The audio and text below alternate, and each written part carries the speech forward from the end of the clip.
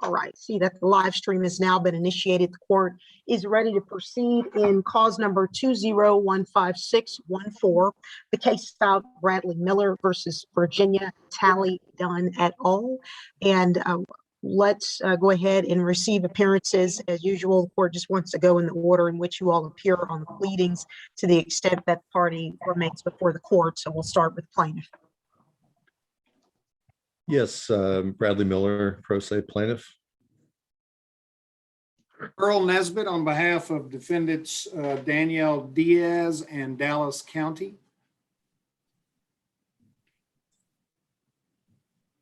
I may be the only, oh, go ahead. Sorry, Jason Schuett, Assistant District Attorney for the defendants Dallas County and Judge Diaz. And Elena Eric, representing the estate of Marianne Michalopoulos. Scott Graydon on behalf of Judge Andrea Plumley. Jennifer Littman on behalf of the Hockaday School. We've been dismissed, Your Honor. I'm just observing. All right, thank you.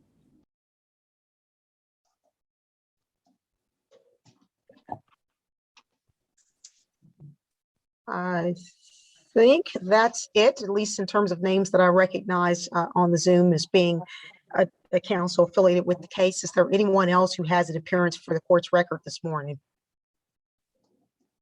All right, then the court will presume everyone else on the line is an observer and member of the public.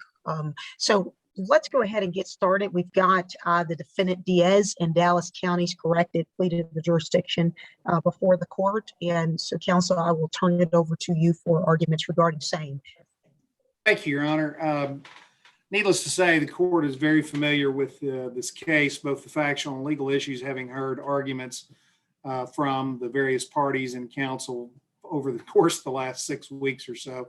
So we won't belabor that point. I will say, with respect to the plea of the jurisdiction, from the get-go in this case, plaintiff Bradley Miller has acknowledged that he must overcome absolute— Excuse me, Mr. Nesbitt, I'm so sorry. I neglected to do something that is important, and I do apologize for interrupting you. And the thing that I want to be clear about with everyone who is on the Zoom, although the court extends the Zoom feed so that members of the public can access the proceeding to the extent that parties are appearing remotely, I want to be clear that no one is permitted to make any audio or visual recording of this proceeding in any manner that includes screenshotting the proceeding, and certainly those who are participating, whether counsel or you, Mr. Bradley, representing yourself, you are participating with the understanding that that is the rule of the court. Is that fair in terms of your understanding of that, Mr. Miller, and willingness to adhere to that? Yes, understood, Your Honor. All right, thank you. And is there any counsel, since I have a number of counsel who have appeared, is there any counsel who has entered an appearance this morning who objects to proceeding under those circumstances or has some intention to record this proceeding, though it has been prohibited by the court, or request permission to do same? Defendants Dallas County and Judge Diaz understand the court's admonishment. We agree to same, and we have no objection to proceeding, knowing that we are prohibited from recording these proceedings. All right, Mr. Grayton, I take it that that's true for you as well. That is correct, Your Honor. It's Eric. Yes, that's correct, Your Honor. And Mr. Schuett.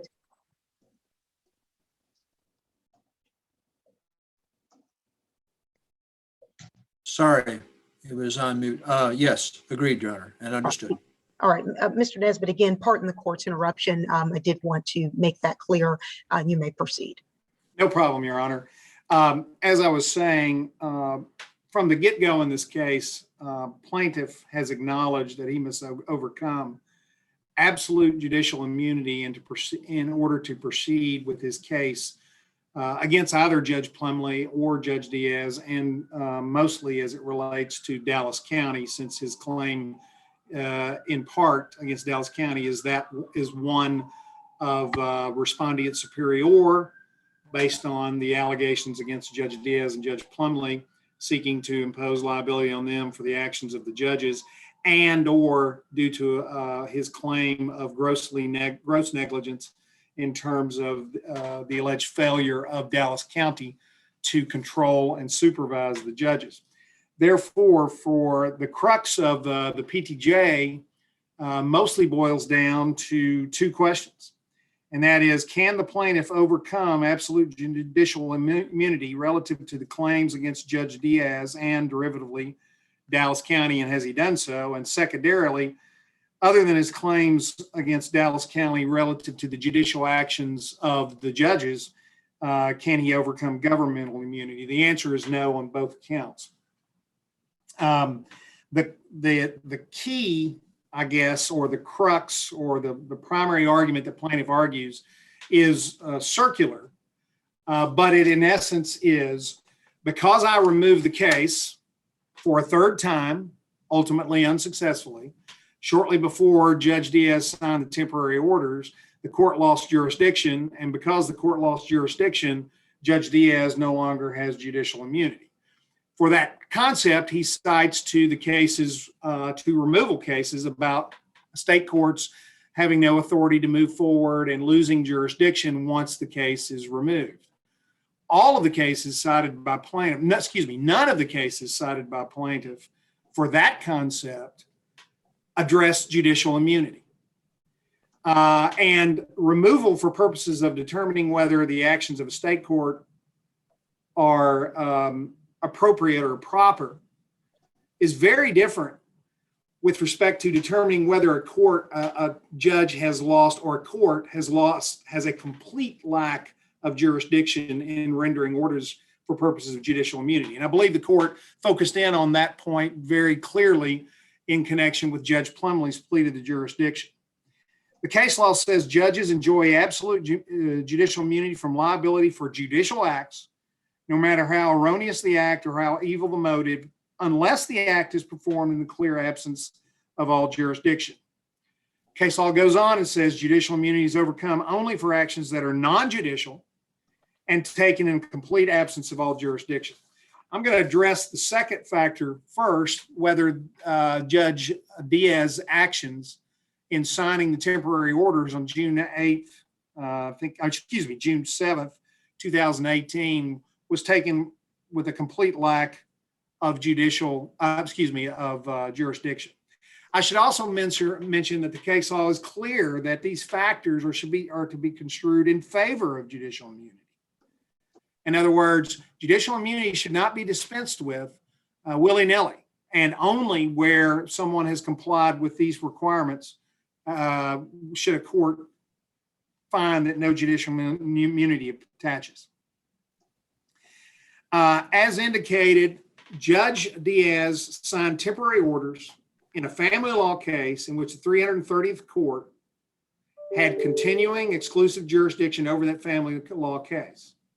And whether or not she signed the orders were valid or effective, because plaintiff had, again, for the third time and improperly attempted to remove the case minutes before the hearing, is irrelevant for purposes of determining whether judicial immunity, because the case law is clear that in interpreting whether judicial immunity has been lost by a court when its actions is not dependent on whether the case was procedurally removed correctly.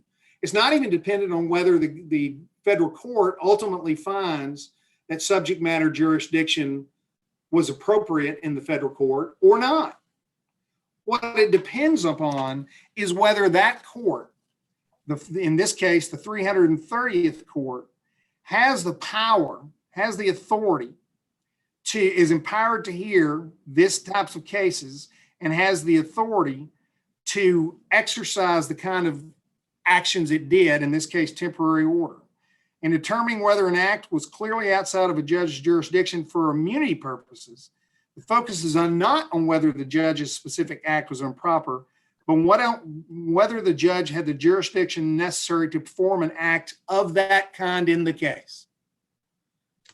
Now, there can be no reasonable or colorable argument made that a family court in a case pending before it does not have the authority to render temporary orders. And that's precisely what Judge Diaz did.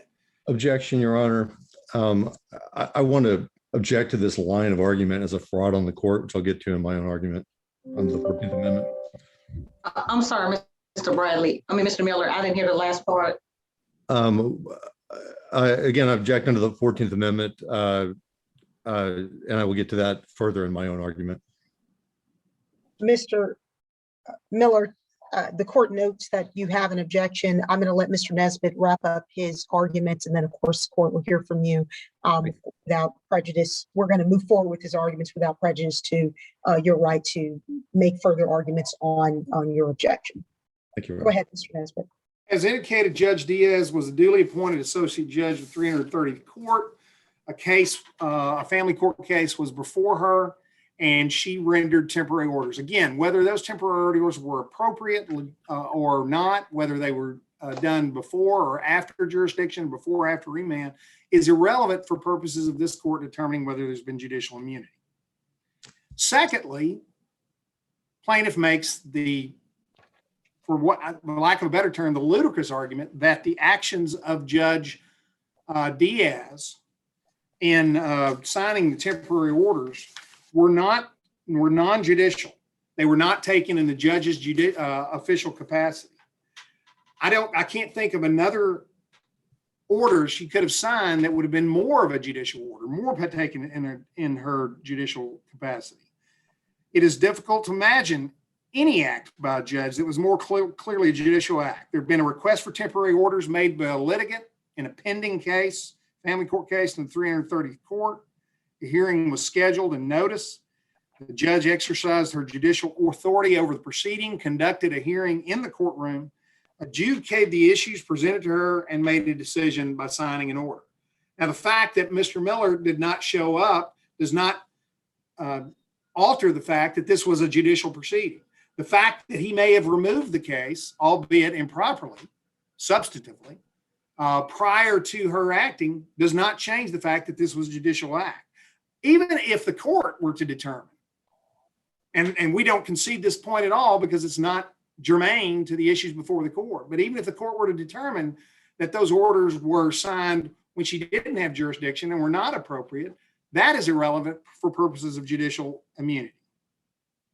There can be no dispute here that the act complained of is an act normally performed by a judge and was clearly done by Judge Diaz in her judicial capacity.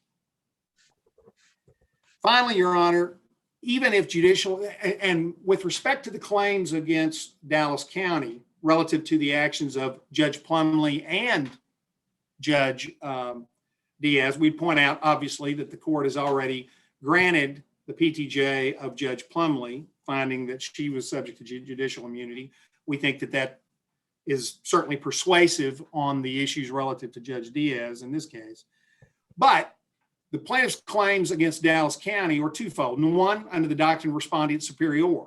If the judge acted improperly and lost judicial immunity, then they can sue. He believes he can sue Dallas County derivatively of that. Well, judicial immunity applies to the judges and bars the claims against them, then Dallas County cannot be liable for those judicial acts under a doctrine of respondeat superior. Secondly, plaintiff alleges that Dallas County was grossly negligent in failing to control and supervise the judges in their judicial capacity as the elected and appointed judge of the 330th Court. Now, putting aside for a second the clear separation powers doctrine there on whether the executive branch, Dallas County, could control an elected judiciary or an appointed judiciary. The fact is that the governmental immunity has not been waived as to that negligence claim. The Texas Tort Claims Act, as the court is certainly well aware, in order for Dallas County's governmental entity to be sued, there must be a clear and unequivocal waiver of governmental immunity relative to the state law claims of negligent and intentional infliction of emotional stress. As we set forth in our plea to the jurisdiction, the Texas Tort Claims Act waiver of governmental immunity does not apply here because the alleged negligence had nothing to do with the operation of a vehicle or real property. In addition, the Texas Tort Claims Act does not waive governmental immunity for intentional torts, such as intentional infliction of emotional distress, or I guess he has alleged fraud and conspiracy and fraud on the part of the Dallas County. So Dallas County, the plea jurisdiction must be sustained as to Dallas County with respect to both the respondeat superior claims and the direct claims against Dallas County for failure to control and supervise the judge. Thank you. Mr. Miller? Yes, Your Honor. As Mr. Nesbitt has indicated, this hearing hinges on what it means to have jurisdiction, and what Mr. Nesbitt is trying to do is to define jurisdiction in different ways, and in a way that does not comport with the United States Supreme Court precedent. Anyway, as occurred in this case, what happened was that the judge acted without jurisdiction, and as I will show, the law is very clear on this point. As I said in my objection earlier, I want to object to defendant Dallas County's and Daniel Diaz's plea of the jurisdiction and the arguments contained in it as a fraud on the court and a clear violation of the 14th Amendment, specifically protection of due process. What Mr. Nesbitt and his clients are deliberately and knowingly doing is they're attempting to misrepresent the facts of my June 7, 2018 federal removal and the law regarding state court jurisdiction during federal removals. Simply put, they're lying. There's no other way to put this. Government actors are not allowed to lie to lie in court cases. As the Federal Ninth Circuit Court of Appeals recently affirmed, quote, government perjury and the knowing use of false evidence are absolutely and obviously irreconcilable with the 14th Amendment, the amendment's guarantee of due process in our courts, unquote. That's from Presley Hardwick v. Marcia Vreeken, 15-55563 at 15. That's the Federal Ninth Circuit in 2017. Any ruling granting the plea to the jurisdiction of these defendants that relies on these misrepresentations would thus be a clear violation of my due process rights. I also, again, want to bring the most important issue in this case to the forefront, and that is that the conduct of defendant Diaz and other defendants named herein has kept me from seeing my 13-year-old daughter for more than 3 years and counting without any legal grounds whatsoever. Nobody has any explanation for that. I'm hearing a deafening silence on this issue from opposing counsel and their clients, especially the judges and lawyers who are defendants herein, who have sworn professional oaths to uphold the Constitution. That again includes the 14th Amendment right to parent and due process generally. It's also one of the many perversities of this case. The taxpayers are paying for the defense of defendants Diaz and Plumlee, both who have engaged in criminal conduct while in office.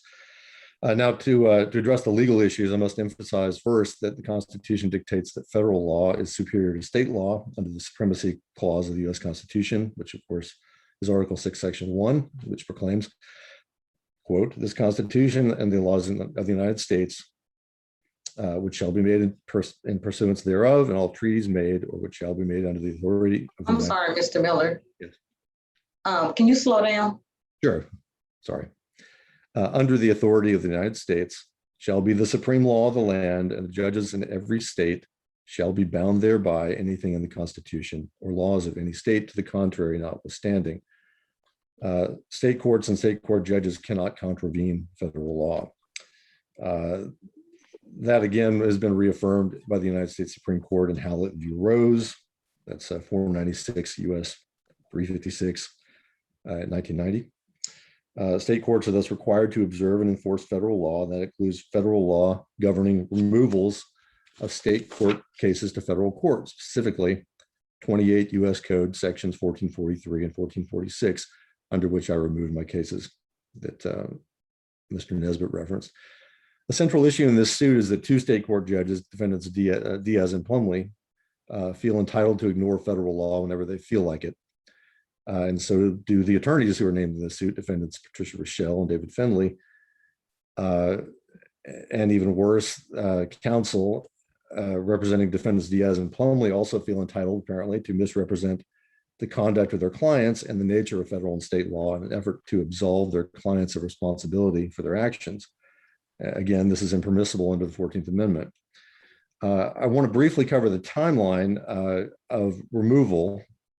And I've submitted to the court for today's hearing exhibits accompanying my motion for declaratory judgment, and I will be referring to those in this timeline. On June 7, 2018,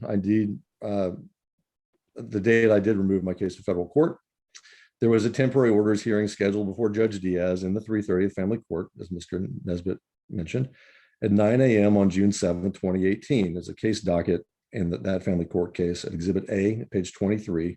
That's page 27 of the PDF.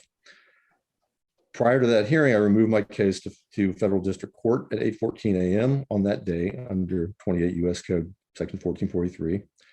And you can see at Exhibit F, which is my federal removal petition to the United States District Court for the Northern District of Texas. There's a file stamp on PDF page 90, indicating that time and date. I then filed a notice of case removal in the 330th Family District Court at 8:46 a.m. and the case was thus removed from state court. That's on Exhibit G, page 1. There's a file stamp with that time. That's PDF page number 126. And that again was prior to the hearing at scheduled for 9 o'clock on that day. So it was removed prior to the family court hearing. It doesn't matter if it was removed minutes before or days before, it was removed before. I then personally served defendant David Finley with the removal documents in defendant Diaz's courtroom when I walked out. It wasn't that I didn't show up, it was that I was following federal law in not participating in an illegal state court hearing after removal had been effected. Despite knowing that this case had been removed, defendant Finley proceeded in that hearing and secured Judge Diaz's signature on these purported temporary orders. That's Exhibit H, PDF page 130. There's a time stamped in, or written actually in Diaz's own hand, which says 9:37 a.m., June 7, 2018, and that's page 4 of that exhibit, PDF page 133. Clearly that order, those temporary orders were signed after the case had been removed to federal court. If you look at Exhibit I, PDF page 135, defendant Finley then transmitted these orders to me via email, representing them as legitimate when they were not. After that removal, the case was remanded by the federal district court to state court on June 29th, 2018. The remand order is Exhibit K, that's PDF page 86. It's dated on page 3 of that exhibit, which is PDF page 88. There is no mention whatsoever in this Northern District of Texas federal remand order of any procedural defect regarding removal. So the case was properly removed. Defendant Diaz signed a purported order after removal, and the case was subsequently remanded 22 days later by a federal court order.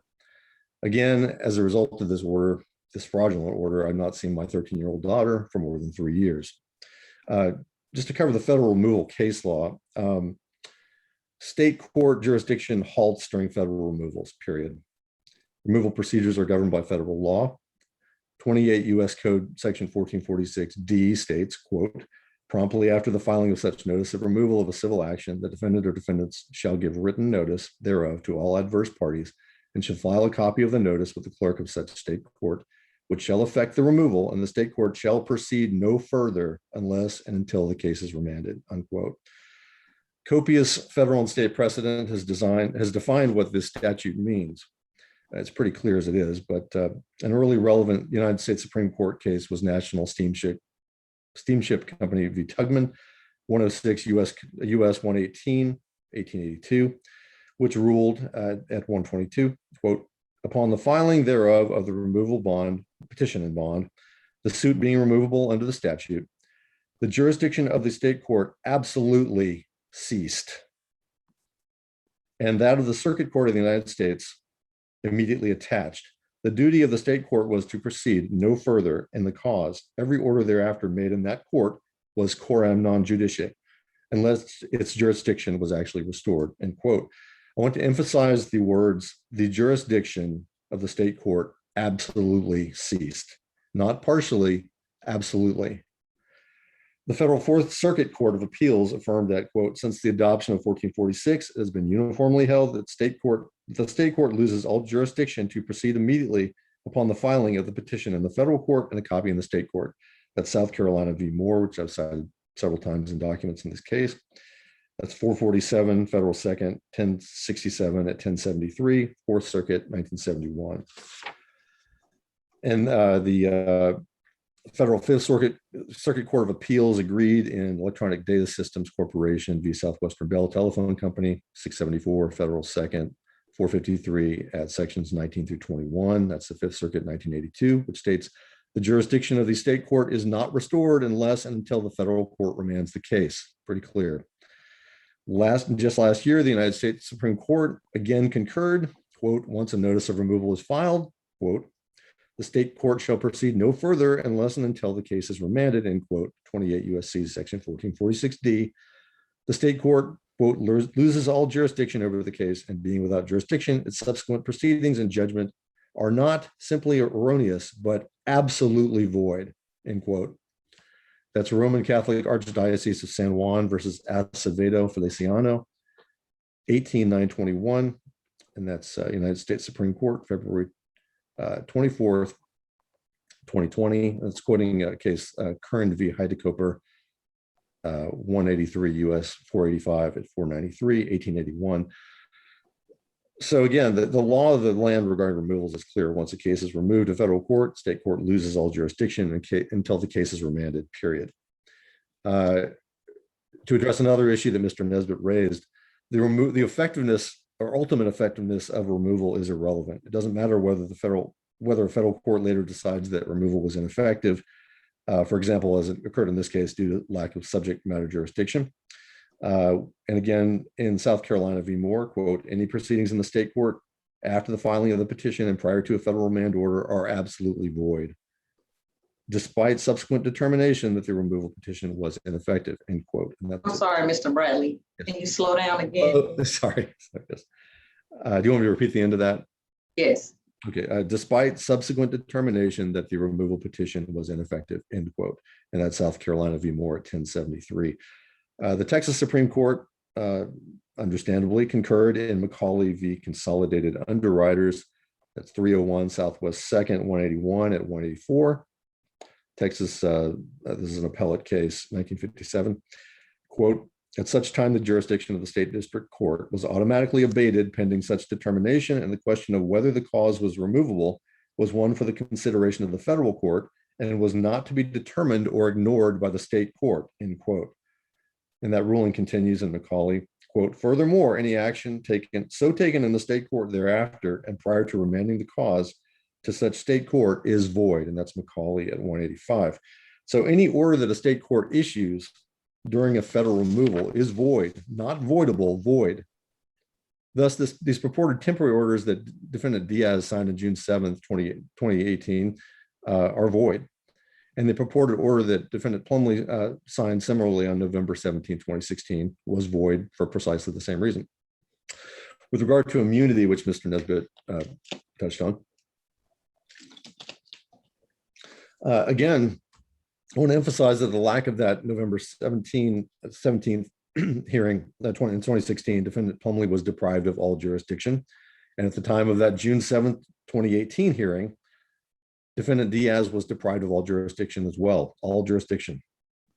Judges are deemed to be, quote, liable for civil actions, unquote, for, quote, acts done to them in the clear absence of all jurisdiction over the subject matter, end quote. And that's United States Supreme Court, Bradley v. Fisher, 80 U.S. 335 at 351. That's 1871. Bradley v. Fisher is also cited by Stump v. Sparkman, 435 U.S. 349 at 356 through 357, and again at 360, and that's 1978, which demonstrates that a common definition of the word jurisdiction in the context of judicial immunity, there's no separate definition of jurisdiction in the context of judicial immunity. Mr. Nesbitt has not cited any case law that states such, and it would be irrational and illogical for any case law like that to exist, which is why it doesn't. Further, a judge is, quote, not immune from liability for non-judicial actions, i.e. actions not taken in the judge's judicial capacity, end quote, and a, quote, judge is not immune for actions, though judicial in nature, taken in the complete absence of all jurisdiction. That's Morales v. Waco, 502 U.S. 9, 1991 at 11 through 12, again, United States Supreme Court. It does not matter that signing orders is what a judge usually does. If a judge does so or performs an act without jurisdiction, that judge loses immunity, period. The distinction in the law cannot be any more clear. A state court judge acting during federal removal is acting in the absence of all jurisdiction, is therefore not acting in her judicial capacity, and is therefore liable to suit and damages, in this case for fraud and civil rights violations.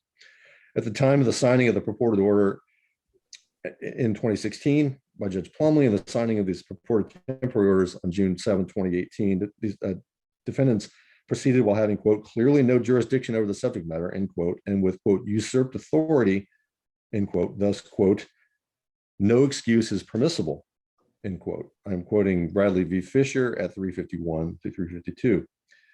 Defendant Diaz's assignment to the 330 family court case, number DF 13-02616, has no bearing whatsoever on her jurisdiction during the time of this incident. Again, state courts are bound by federal law, including 28 U.S. Code Section 1446 under Article 6, Section 1 of the U.S. Constitution.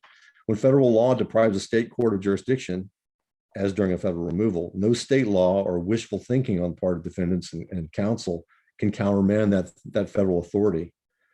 Again, I want to make absolutely clear, there is one single exception to judicial immunity, and it is a lack of jurisdiction. This is it.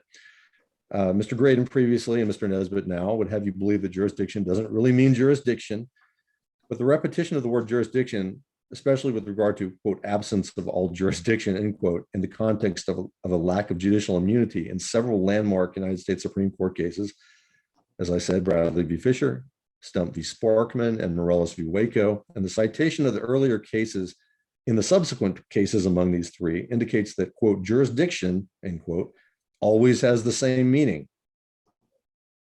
A judge is immune from suit if they have personal and subject matter jurisdiction, and a judge has no immunity from suit if they act in the absence of all jurisdiction, as is clearly the case during a federal removal on the part of a state court judge. The only definition of jurisdiction that matters here is the one set forth in federal law and in the subsequent Supreme Court precedent. Once a case is removed to federal court, the state court and the state court judge lose all jurisdiction. And because these orders signed by Judge Diaz were issued without jurisdiction, they lost all immunity by doing so, and they were liable to suit for that act. With regard to immunity, sovereign immunity, and judicial immunity, again, I covered the fact that judicial immunity doesn't apply, nor does sovereign immunity on the part of Dallas County, because Judge Diaz was acting outside of her official capacity on that date, June 7, 2018, she does not have sovereign immunity. The Texas Supreme Court has ruled that, quote, suits to require state officials to comply with statutory or constitutional provisions are not prohibited by sovereign immunity, even if a declaration to that effect compels the payment of money, end quote. And that's City of El Paso v. Heinrich, 284 Southwest. Sorry, Mr. Miller. Oh, sorry. Again, can you slow down? Yes, sorry, I'll repeat that. Suits to require state officials to comply with statutory or constitutional provisions are not prohibited by sovereign immunity, even if a declaration to that effect compels the payment of money, as the suit does, end quote, sorry. City of El Paso v. Heinrich, 284 Southwest 3rd, 366 at 372, and that's Texas Supreme Court, 2009. This suit is brought in part against defendants Diaz in Dallas County to force compliance with the First and 14th Amendments. So of course that case applies. Also, as that ruling in the City of El Paso continues, quote, a state official's illegal or unauthorized actions are not acts of the state.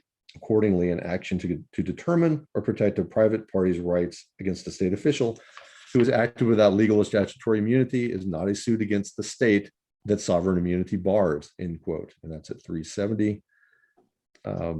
Quoting Federal Sign v. Texas Southern University, 951 Southwest 2nd, 401 at 404, Texas, 1997. Defendant Diaz, simply put, is not the state. She violated the law. Thus, she is deprived of sovereign immunity for her illegal and tortious acts.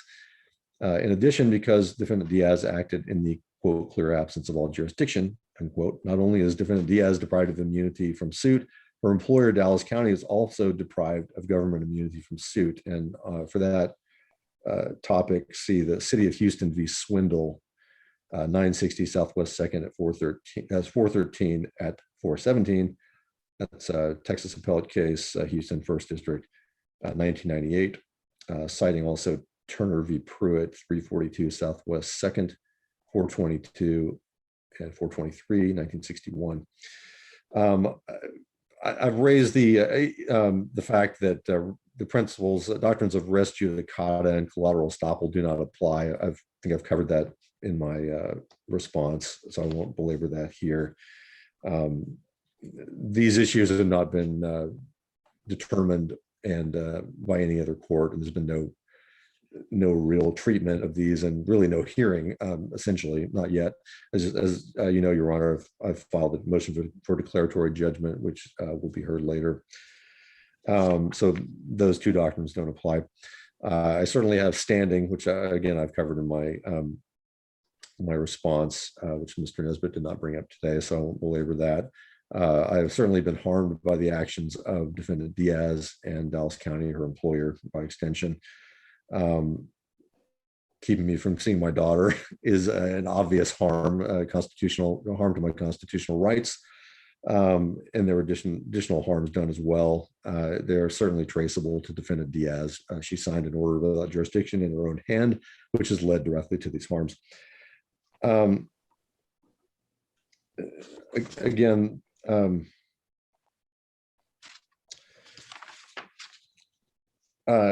I want to emphasize finally that, well, especially that these arguments again are really a fraud on the court.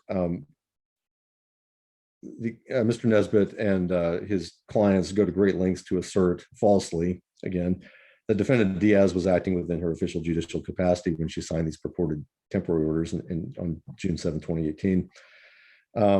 Both Mr. Nesbitt and Defendant David Finley cited the case Bratt v. West, and therefore I want to bring that up again.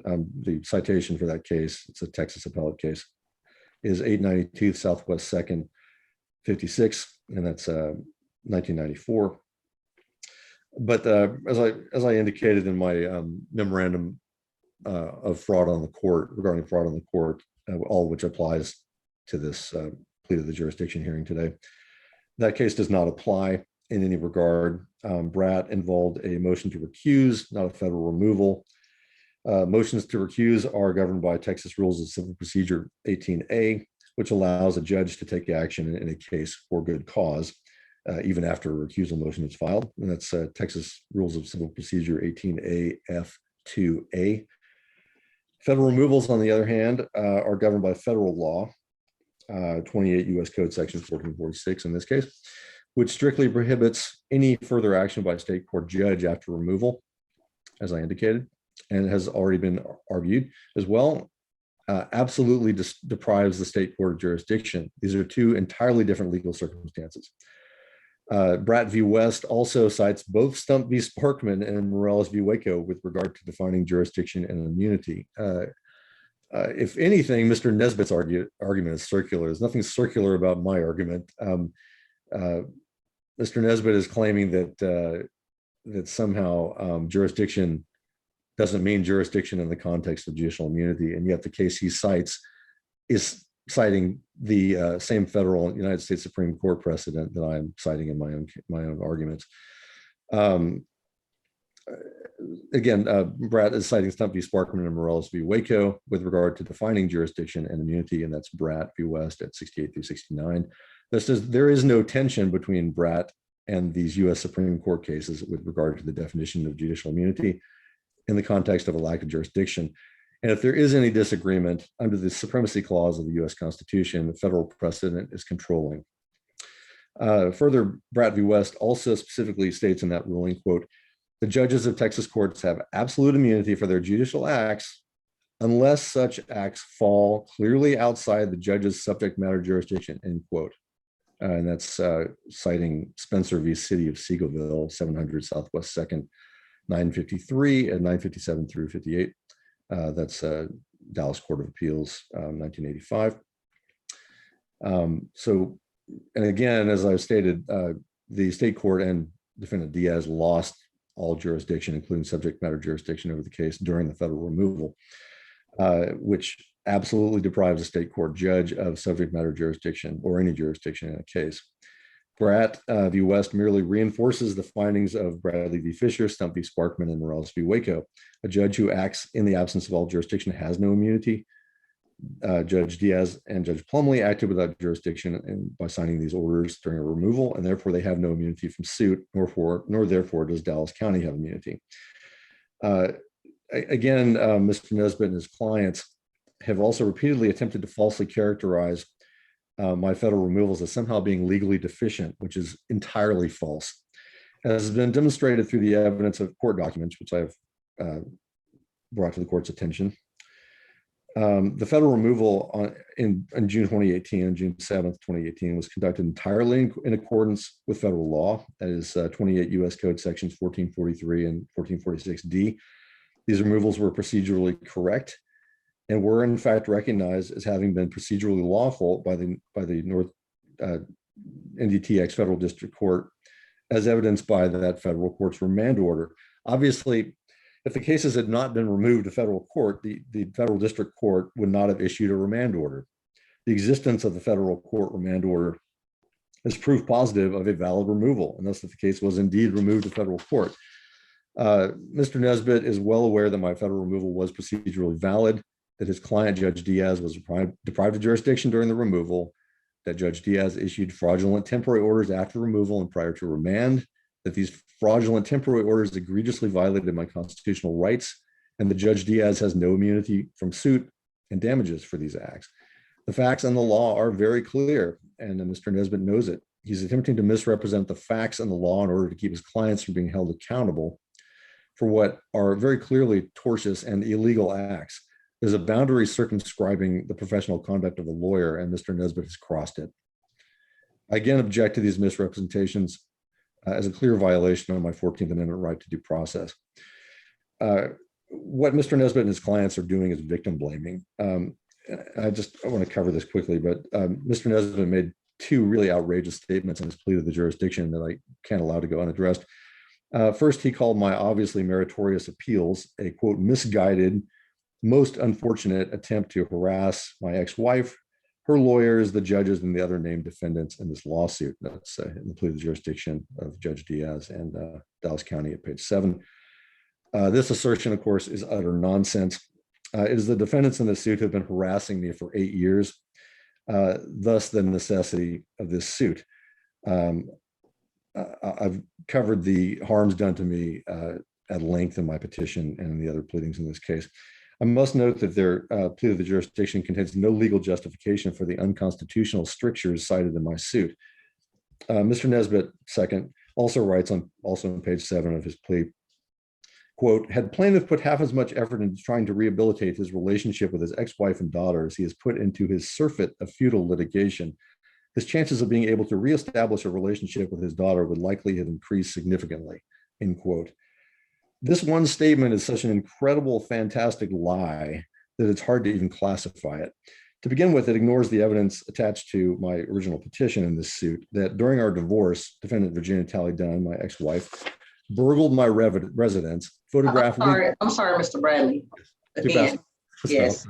To begin with, Mr. Nesbitt's statement ignores the evidence attached to my original petition in this suit that during our divorce, my ex-wife, defendant Virginia Talley Dunn, burgled my residence, photographed legal documents related to the active divorce case, and emailed them to her attorney, defendant Patricia Rochelle. That's in the original petition at Exhibit A and also at pages 23 through 24. It also totally ignores the fact that defendant Dunn is engaged in a years-long campaign and conspiracy of abuse against me, seeking to violate my constitutional rights, which she has done, defraud me of all my assets, and to deprive me of any contact with my own child, which she has also done. As an aside, defendant Dunn changed my daughter's phone number yesterday, so I can't even leave her messages as I do every evening, or at least I try to. Defendant Dunn changed my daughter's phone number back in the summer of 2020 as well. I haven't spoken to my daughter on the phone since 2018 either. Somehow Mr. Nesbitt thinks that's my fault, but such is the nature of psychiatric delusion. There's no other way to put it. Obviously, there is no hope of rehabilitating any kind of relationship with a criminal sociopath, as I would characterize my ex-wife, defendant Dunn. And the suggestion of that is absurd under any standard. I, like every parent, have the constitutional right under the 14th Amendment to a relationship with my daughter. There's no legitimate need for me to jump through hoops to, quote, reestablish that relationship, or any legal grounds for requiring a parent to do that, or any legal defense for the crime of making a parent do that. The problem here is that our judges, like Defendant Diaz and Plumlee, simply need to observe and enforce the law. That doesn't happen in family court across this country. They are instead intentionally breaking the law. What Mr. Nesbitt is doing is attempting to blame the victim for his misconduct and misconduct of his clients. They really believe that they repeat a lie. If they repeat a lie enough times, it will change reality, but that's not going to work. The facts and the law are too crystal clear in this case. Again, these desperate attempts to pervert the course of justice are illegal under the 14th Amendment, as described by Hardwick v. Vreeken. And I again object to these attempts at manipulation as a blatant violation of my due process rights. That's all, Your Honor. Thank you. Mr. Nesbitt, I've got 2 minutes for you in terms of a reply if you desire. 3 quick points. I'll try to cram in 2 minutes. First of all, Your Honor, I do not mean either in my pleadings or my argument to belittle Mr. Miller's situation with his daughter. This is a tragedy. I have a daughter myself, and I sympathize with him. However, that sympathy is challenged when every time plaintiff disagrees with the arguments of counsel or a party, he accuses them of fraud on the court, lying, criminal conduct, or being delusional. That's just not the case. We believe the law is one way, he believes it the other. Second, he cites the Moore case for the concept that an order issued by a state court after removal is void. That case does not deal with judicial immunity. If he were collaterally attacking the orders of the trial court, that case might be relevant. He is not. He is suing judges and Dallas County through judges. It might be relevant if he was collaterally attacking or appealing, but he's not doing that. And of course, the judges would not be parties to a case in which he's collaterally attacking a court. And finally, Your Honor, he tries to say jurisdiction is jurisdiction, but in fact, what the case law says is this concept of jurisdiction in the context of judicial immunity means something different than it does in the context of simply removal. He makes the giant leap that arguing that because removal typically deprives a state court of jurisdiction, that removal alone deprives the state court of all jurisdiction for purposes of judicial immunity. And that's not what the case law says. The case law looks at looks at jurisdiction, subject matter jurisdiction in the context of judicial immunity. And it means something very different than the case law that Mr. Miller has cited. And that's the Ballard case and the Hensel case. And that's our brief on page 17. For those reasons, Your Honor, we would ask that the plea of the jurisdiction be sustained and that the court dismiss Defendant Diaz and Dallas County. I would note one other thing, Your Honor. I neglected to submit an order. I will do so following this hearing. My apologies. Thank you all for your arguments. The court will get an order entered related to the motion today. If there is nothing further, you are excused. Thank you, Your Honor. Thank you, Your Honor.